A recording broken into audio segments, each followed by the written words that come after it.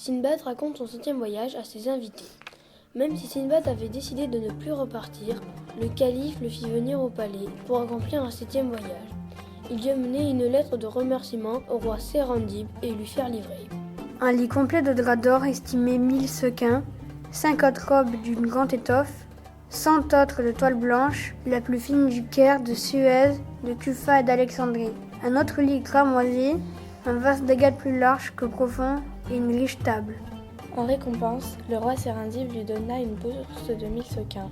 En repartant de l'île, Sinbad se fit attaquer par des corsaires et fut vendu comme esclave auprès d'un chasseur d'éléphants. Il serait bien nourri et logé, en échange, il ramènerait des défenses d'éléphants. Chaque jour, il partait donc à la chasse. Il montait dans son abri, prenait son arc et ses flèches qui étaient placées dans son carquois et il tuait un éléphant. Un jour, un éléphant arracha l'arbre sur lequel se trouvait Sinbad et il l'amena au cimetière des éléphants. Il prévint son patron de sa découverte. Le patron, heureux, laissa la liberté à Sinbad et le couvrit de cadeaux. Sinbad partit sur un bateau chargé de ses cadeaux, de provisions et d'ivoire. Il s'arrêta sur une île, vendit son ivoire et acheta plusieurs choses rares pour les ramener chez lui. Craignant le voyage en mer, il repartit en caravane.